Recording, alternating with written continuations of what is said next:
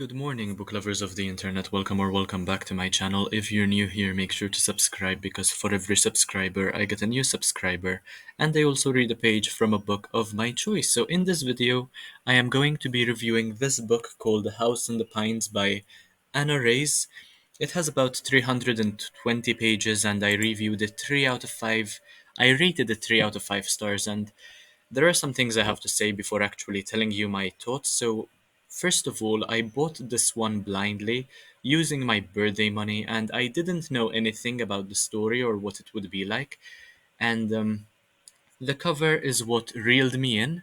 So, as you can see, the cover is beautiful, fascinating, even very has a very haunting look, very immersive look, and that is why I decided to buy it. And I was also looking for a good psychological thriller, but this didn't really live up to my expectations. So I was very surprised to see that it has such a low average rating on Goodreads. I think it's about a 3.1 out of 5 star average rating on Goodreads. And now that I completed it, I can say that I agree with the rating, and I am surprised that so many people actually rated it very highly. And there is this one person over here, Lisa Gardner, who said that she read it in a single sitting as she was totally enthralled. So I must agree that it is a very immersive book, but I will speak more about this in a couple of seconds. So, I thought that this would be very haunting, set in the pines, but this is hardly the case. Most of the story doesn't even take place in the woods, and it relies very heavily on the reader's imagination and the characters' imaginations as well. And I only rated it 3 stars, and I think that is quite a generous rating, to be honest, because it is very well written and the suspense is done properly. However, I am quite disappointed with regard to what the suspense led to. And the way the story shifts from present to past is rather interesting and keeps you in a trance like state, which is reminiscent of what happens to many of the small cast of characters. And as I was mentioning, this is how it relies on the characters' imaginations, how it relies on them being susceptible to being put in a trance.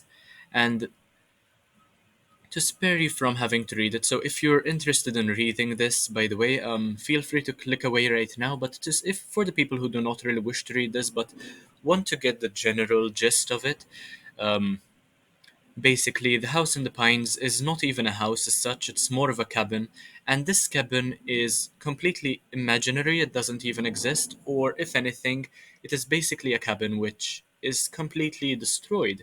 So Frank, who is one of the main characters, who is behind all of this problematic aura of the book, he learns how to hypnotize people from his father, who was a psychologist, I suppose, and he uses his own father's tricks to kill the people who try to get in his way.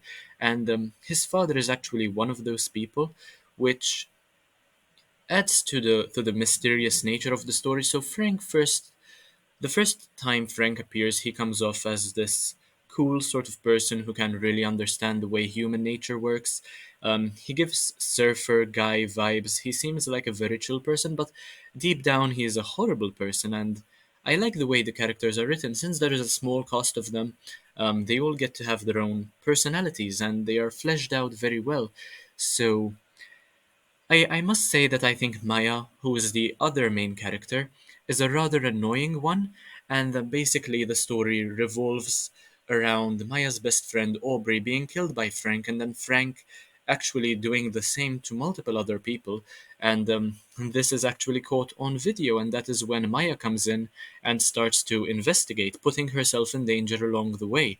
So I suppose that ultimately, I know that this might come across as a joke, but ultimately, the moral of the story might be that you should not do drugs or consume alcohol because if you are an imaginative person to begin with, um, you might be more susceptible to getting hypnotized and killed, I suppose. So